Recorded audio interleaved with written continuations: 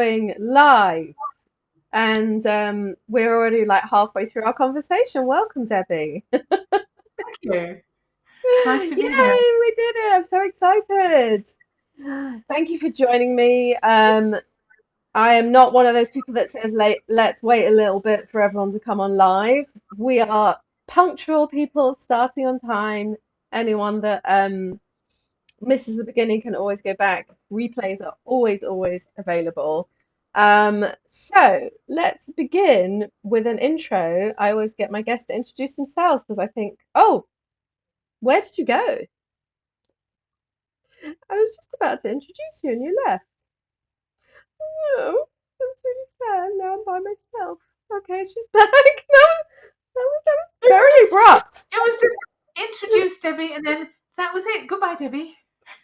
That's really Um, weird. Okay, if it okay, happens so again, just rejoin. I was going to say, I always get my guests to introduce themselves because they do it best quickly all before right, it throws you out.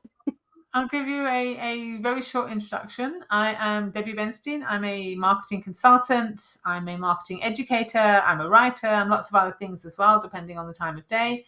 Um, I've been doing this kind of marketing thing of mine for a very long time, probably more than, yeah, definitely more than 30 years. Corporate, Mm. small businesses, all kinds of different things that I've done. So I've got a strong background, and I am a collector of questions. Yes, and That's I was going to ask you while we were having our private chat, but I said I'll save it for now. Tell me about this question collecting thing. How does that work? well, I am a big believer in my philosophy of marketing is we don't ask enough questions, we don't ask the right questions. That's for most of us in most of the different kinds of marketing we can do. So I decided that I would actually start writing down good questions and bad questions and really looking into the effect that a question can have on our marketing. Not to mention, lives in general, but in particular on the marketing side.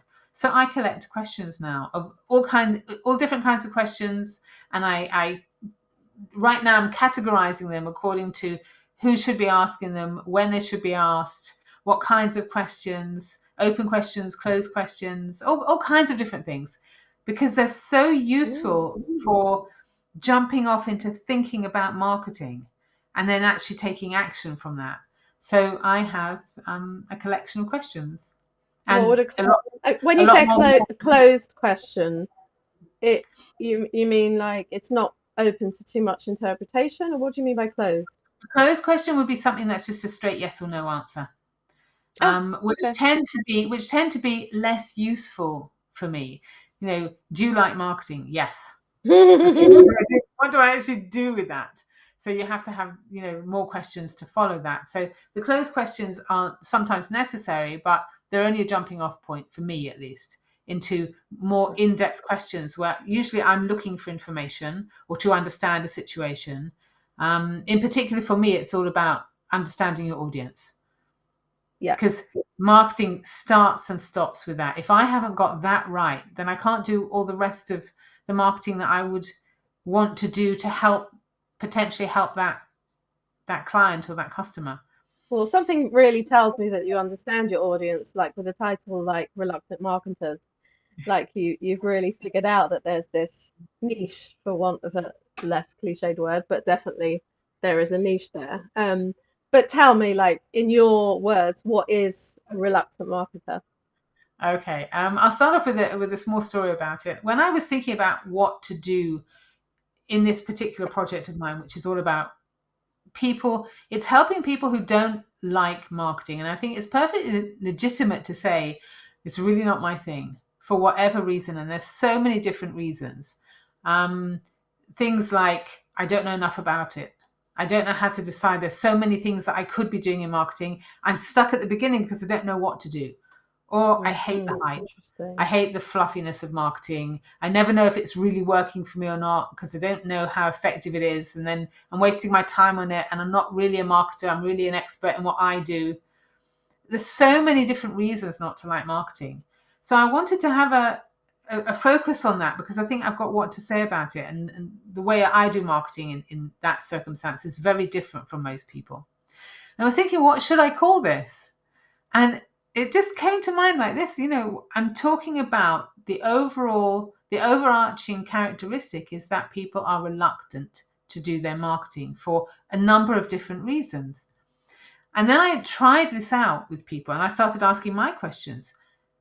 What does reluctant marketing mean to you? Are you a reluctant marketer? And people had two reactions, either telling me that I was a complete idiot for wanting to call it reluctant marketers. I think it's genius. Because what you're attracting a group of people who don't want to do what it is that you're offering them.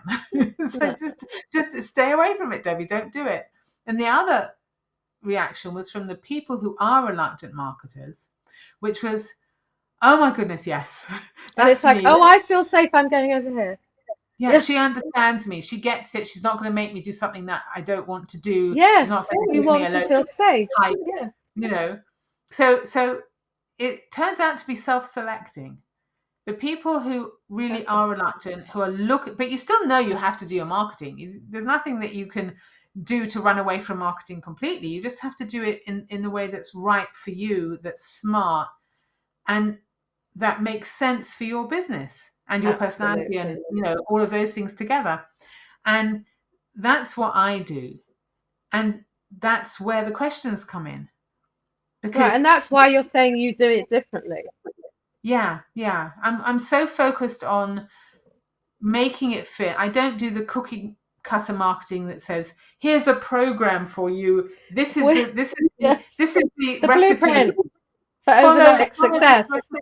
Oh, I don't believe in that for my audience, at least. It's not a good fit.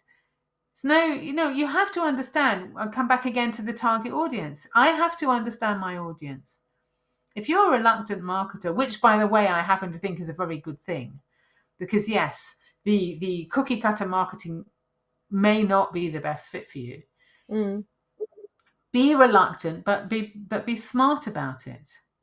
And it's fine, because if you're asking smart questions, that's the first step in getting your marketing right.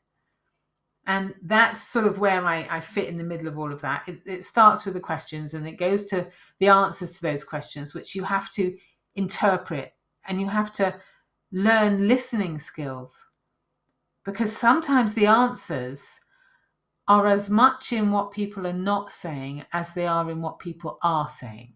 Yes. When they respond to something. So you have to really learn how to listen, really learn how to understand your audience, and you get such a wealth of information from doing that. It's so true. I remember once putting out a question about what holds you back from doing like a branding photo session. And oh my God, the answers were golden. I've still got them in a document on my computer, because there was almost nothing there that I would have thought of myself. And you could say, oh, I know why people don't want to do it, because they feel they're too busy and they don't have the money, or they've got their own phones and they can do it themselves. It didn't even appear on the answers. It was things like, I don't like the way I smile. I don't want people watching me if we're walking down the street taking pictures. I don't want people to look at me. I don't have a fancy car and I don't have fancy clothes. And who am I to have a photo shoot? Like this kind of imposter syndrome. List and list and list of things. And some of them were like really sad. I'm too fat. I'm too ugly. My teeth stick out. I don't like my chin. It was just like this. It was like a therapy session, but it was like that. I'd hit gold with that question. Right. And that's where the marketing starts. That's exactly where the marketing starts, because the minute that you can address those issues for somebody, then they're much more likely to think you're a good fit for me. You understand where I'm stuck with this, and you can help get me over that. That's huge. And so you're also now officially a collector of questions. One of the things that people don't do, I'm very impressed that and pleased that you actually wrote those answers down in a document. Most people don't. Most people have conversations and the information never gets collated. Mm. And that's a really important thing to do. Well, yeah, because each one of those answers is the potential for a blog post or a post for like endless possibilities. It could be a live, it could be a post on Instagram, and it could be repurposed forevermore. Right. So yeah, like that's a really good point. We need to not just ask the questions, but like you said, listen to the answers and keep them somewhere. Yes, because you're never going to run out of possibilities for content or ideas for a product or a service or anything if you are really going back and looking and also looking for the commonalities between different answers. Different groups of people may give you similar answers that will give you an idea for something that is missing in the marketplace that you can offer. It's just Yeah. there's such a wealth of information, and what I very much believe in is if you don't ask, you don't get. You just won't know. And so many people make assumptions, as you sort of did with that question that you gave me an example of, which was you thought that the answers were going to be A, B, C, but the answers were actually D, E, F. And the only way that you knew that was because you asked the question. And Yeah. that causes people, that the rebound effect of that is if you're not asking the right questions, you're getting answers to the wrong questions, and that pushes your marketing off in a direction that may not be the right one. And when you do that, of course, you're going to hate marketing because you're not going to get the results that you want. Yeah. Because you're meeting a need that you think is the right need, but it's not the right need. It's No, not and the also right. because like when people think of marketing, they're not thinking of that. They're thinking of I have to be constantly putting myself out there, spilling my guts, talking about my personal life, being Ugh. vulnerable. No, no, no. Yeah, right. That's what people think marketing is, and that couldn't be further from the truth. They also associate marketing with being sleazy, which is understandable because we come across sleazy marketing so much. Yes. Um, but like you said, like you can do it differently. There is not much of a choice if you want to. If you're one of those very blessed people that has a business that is word of mouth only, I'm very jealous of you. It's amazing, but it's a minority of people that can just run their business word of mouth. I do But ha in like the guy that comes to spray our house every year for bugs says, I've not advertised a day in my life. Amazing. Amazing. it depends on what you call advertising. Paid advertising, I've never done a paid advert ever. Um, No, Word but of he mouth. means he doesn't have a Facebook page, he doesn't have an Instagram account, he doesn't have anything. There's so much you don't have to have and still do successful marketing, though. There's Right. so much. Like, even word of mouth marketing can be a concerted effort to get that word of mouth marketing. It doesn't happen organically. It happens because you put effort into getting people to like you enough, to appreciate your services enough, to recommend you. Yeah. That's marketing right there, and Guarding that's your a form of reputation. marketing. Very true. And that takes effort also. Unless you're very, very, very good at what you do, that's not going to happen without you putting some effort in with maybe the kinds of things that you're offering, the free services that you're giving, the paid services with added value you to them, all kinds of things that make that happen. But Yeah. that's just as much a kind of marketing as anything else is. But to reluctant marketers, that's a more comfortable place to be.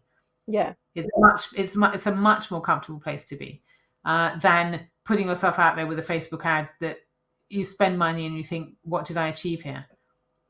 It's the relationship Yeah. building that matters in marketing. Once you're building those relationships and building trust, which is something I talk about a lot as well, about how you go through that process of building trust. If you have, I mean, people like me are a dime a dozen. I'll give you an example of that.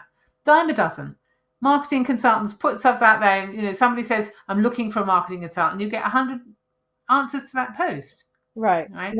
That's not the question. What kind of a marketing consultant are you looking for? And then where would I fit? How do I differentiate myself? Is a very important question that businesses need to be asking. And even on that, people say, well, I've got great service. Mm. I, so do I. So do so do you, so do you, so do you, right? It's not enough to differentiate yourself like that. What I found and what I teach is the greatest differentiator is trust. Yeah. Without question. If I've got Debbie and two other marketing consultants, but somehow I've managed to make you think that I'm very trustworthy and you feel comfortable and you trust what it is that I'm saying and recommending, you'll go with me every time over the other two. If I am, in your eyes, more worthy of your trust. And Mm-hmm. that's a kind of marketing as well. How do you do that? Another question. When do you do that? So it's the questions that are going to bring you to that point that people trust you. And once you've built it to that extent, word of mouth marketing flies. It completely flies. Because I'm not competing on price. I'm not competing on Yeah. almost anything else. I'm competing on me. And it's the same for all kinds of different businesses like that. So ask me some questions. I need to address the elephant in the room, which is the 42 crucial questions, because clearly we're not going to get through 42 questions, but No. we need to talk about why you picked that title. Okay, I'm 42 is simply because I'm very involved in questions and answers. And if anybody remembers from way back when, we have Douglas Adams and The Hitchhiker's Guide to the Galaxy, which is the answer to everything is 42. So I figured that I will just have 42 answers. Therefore, I need 42 questions, and that's the answer to everything. In fact, it isn't. I would estimate at the moment I probably got thousands of different questions that I could ask, really into the thousands. And I may be the only person you've ever met that has a collection of books about questions. Ooh. I have, I think, 11 or 12 books that discuss how to ask good questions, the answers are as important, what a good answer looks like, when, where, when, how you should ask these questions, to whom you should ask these questions, what questions in the first place. Questions are so underrated. And then I discovered there's actually a term for me. There's a professional term. There's a pharmacist and there's a linguist. And I was looking for what do I call me other than a marketing consultant. There's actually a term. It's called questionist. Ooh, okay. Cool. So I am now a questionist. A questionist. I like that. Well, one of my questions that I'd like to ask is, we were taught I'm trying to think, maybe was it in school? I don't think it was in school. There was this phrase, there's no such thing as a stupid question. I don't think there were certain members of my family that did not agree with that, that would say that there is such thing as a stupid question. What do you think? First of all, I think that's a great question. I don't inherently like the word stupid. No, I think it was a very popular word to use growing up. A loaded question. It is an unfair question. It is a disrespectful question. Disrespectful word in the context of any question. So I would take that question and put it in my list of, the way I usually refer to this is right questions and wrong questions. Mm.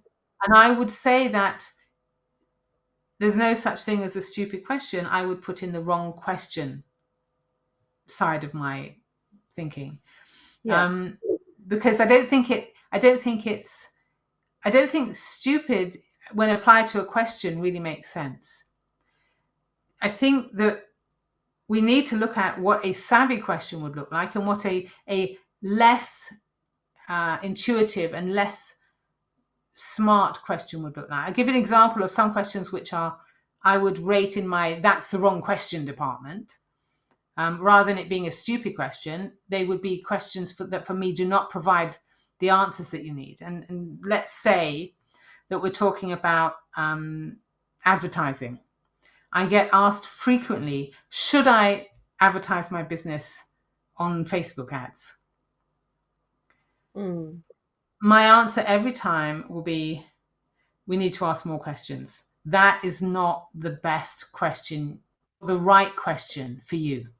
And can you hazard a guess as to why I would think that? Because, on the surface, it's a perfectly reasonable question. Should I advertise my business on Facebook ads? What's wrong with that question? Well, it's just, I mean, I don't know about wrong, but I feel like there's just a lot of process that's lacking there. It's like, I've got an offering. Should I advertise it on Facebook ads? Putting in a Facebook ad is a process. Am I ready for that process? Do I have the budget for that process? Do I have the audience? Like, there's a lot that goes into, you can't just click a button and put out an ad and bring in the money. It's like, have we really thought about what that means? That's where I would begin. Exactly. So that's why that question on its own is the wrong question, because that stands perhaps at the end of the process of asking the questions, not at Yes. the beginning.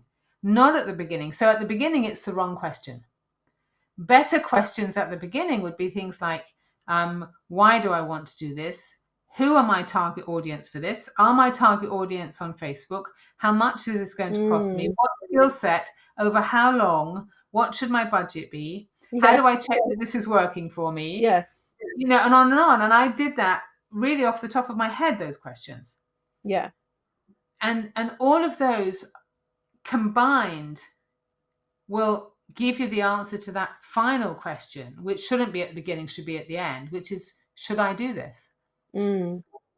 And when people don't do it that way, and you start off and somebody says, and it's usually, a consultant who's a specialist in Facebook ads, let's be honest about that, who will say, of course you should. Everybody's there. This is how you do it. This is what, these are results you're going to get. And I come out strongly against that approach. Strongly against it.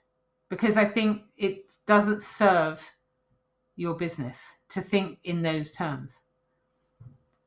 So, yeah.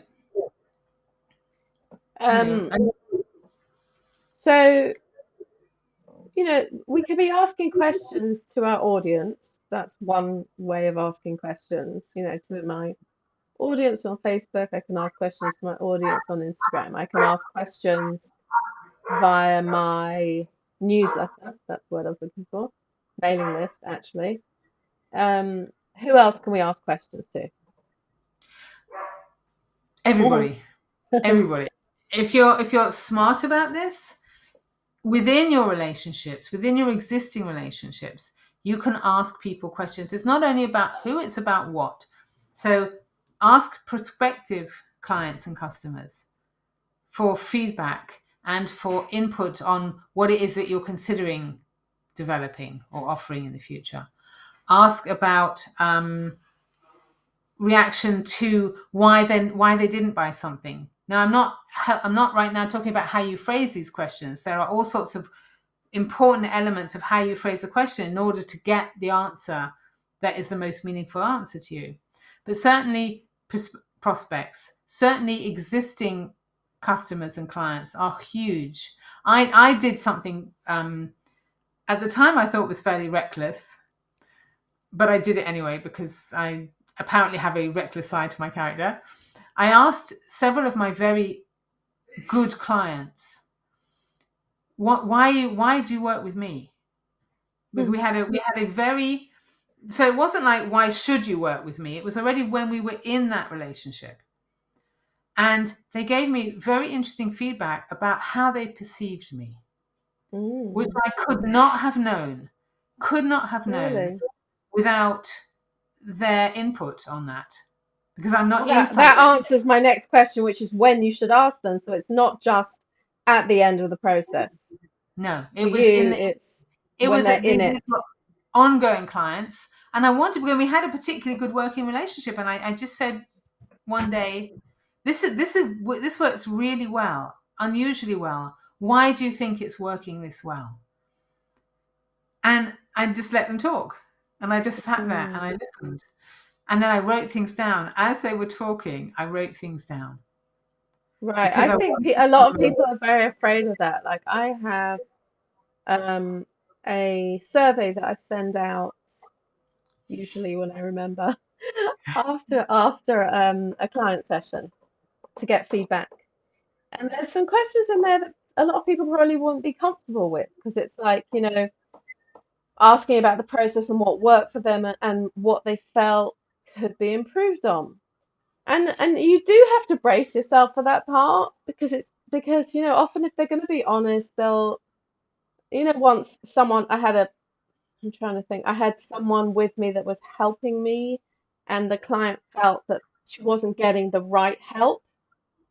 And I saw that there was like a little bit of a disconnect there between what she understood that help was going to be and what I was imagining that help was going to be. So even though it was a bit uncomfortable to me to think, oh, she was a bit disappointed from that, in the end, it was like, here's a point, here's a kind of like a touch point that I need to work on. Yes. So in the end, it's just helpful to you to ask those questions, and you just have to get over the discomfort of it.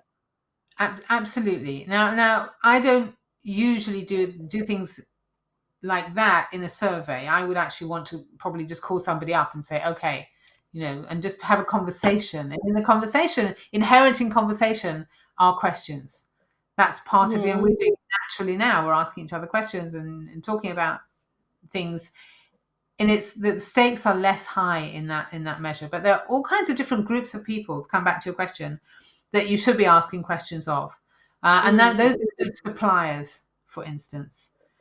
Always ask suppliers questions, Like even if it's what? something like what? Okay, that's a good question. Like, who can I talk to that you've been working with about, with this? Well, let's say you're buying software. Ah, I I'm see. very cynical when it comes to testimonials that are online. I'll Yeah, be honest with you. I'm super yeah. cynical. I could go out tomorrow and get 10 different, shiny, squeaky clean testimonials, and you don't know whether that's my best friend or not. Right. You don't know. You don't know it. So if, let's say, I mean, it happened to be yesterday, actually. I was looking to buy a piece of software. What questions do I need to ask when I'm Mm. considering that decision from a supplier? And the questions are many and varied, including,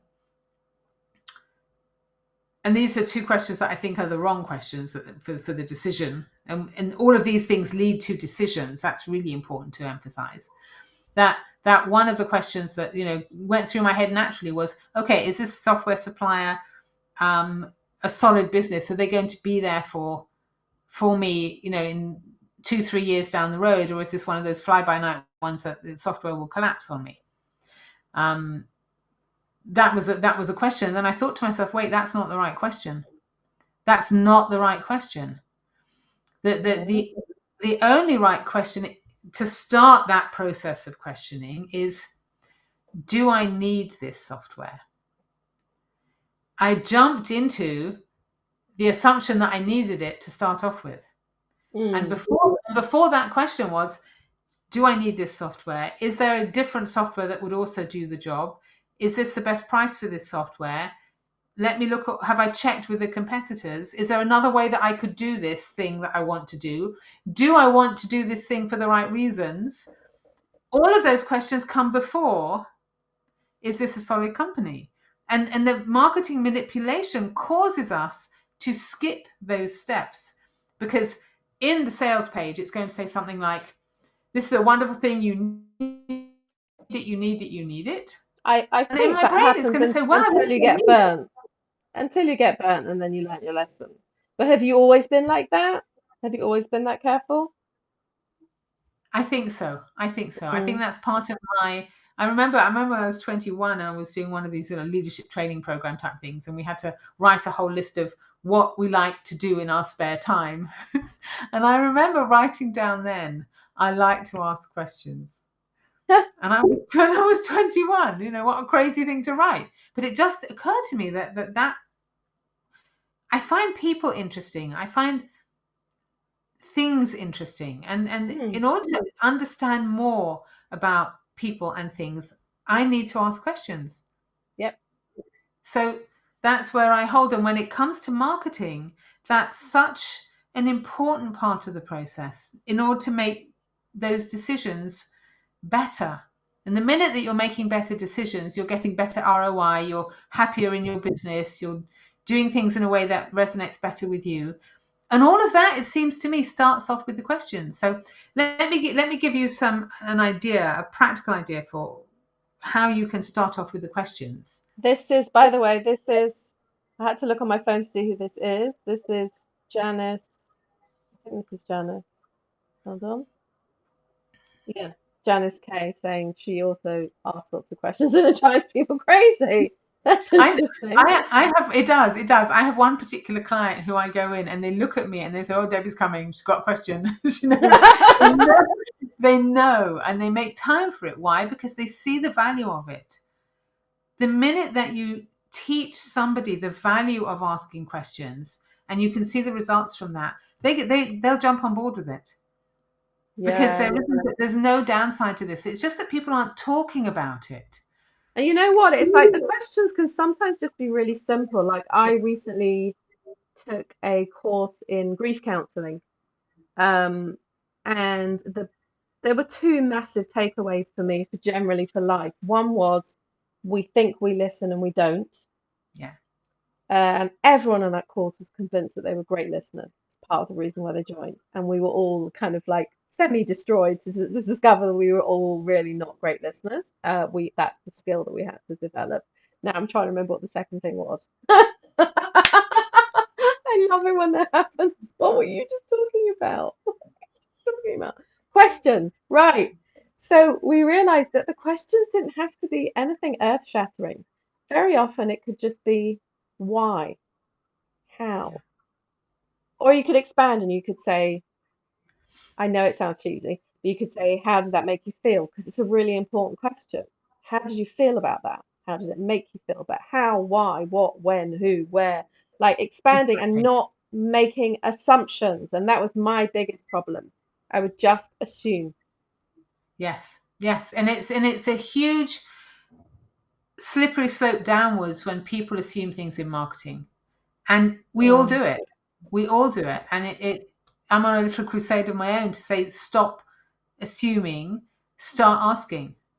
Start asking, Mm. start making sure that you know what is in that, in the back of your prospect's mind. That I could throw out things. What do most people want? More money, less time in their business, more time for themselves. They're standard things that people, throw out all the time. But you have to go a lot deeper to really Yeah, understand. because I would say, like, personally, that doesn't speak to me. I have plenty of free time at the moment. I've only got one kid at home. I have never had as much time on my hands since I was like a teenager. So for me, when people talk about freeing up time, that's not hitting a pain point for me at all. Right. And I would ask, even, should we be hitting the pain points, or should we be hitting, and should is also in and of itself a Yes, we're problematic not word. allowed to say should. Right? Yeah. Should is prescriptive in a way that I don't particularly like, but we all use it. Take those examples that you gave, the W questions: who, what, where, when, why, and how. And the other question that is left out a lot, which is whether you should do this. That's also a very important thing. And then go through it, and people can do this as an initial exercise. How many have we got there? Who, when, why, what, how, when, whether. That's 7, right? 6 questions in each of those categories that you are either asking yourself about your business, about your marketing, the questions that you would like to ask your prospects, or that you would like to ask your existing clients and customers. To ask somebody in the street who knows what, but 7 different types of questions times 6 questions each that you would like to ask, that gets you to your 42 questions. I want you to go back into the comments after we finish and write out that homework. Will you do that? Okay. That's And then just brilliant. there, people say, how many questions? I haven't got 42 questions. You have got Of so course you many have. more questions than 42, and they are going to provide value in your business and in your marketing, but you need to start asking them. That's my Amazing. soapbox. That was I a should get off my soapbox, but that's I think that's a beautiful place to end. And I always obviously like to end with where we can find you. I mean, this is being broadcast to the group, so obviously everyone can find you in the group, but where else can we find you? You can also put that in the comments afterwards as well. okay. Thank you. You can find me at my fledgling website for this, which is reluctantmarketers.com. There is a newsletter there. I'm going to be giving, as this thing grows, lots of free information out, all kinds of things that are very practical. I'm all about being practical. It needs to be able to be implemented. It needs to be quick. It needs to meet the needs of people who don't like marketing for whatever reason.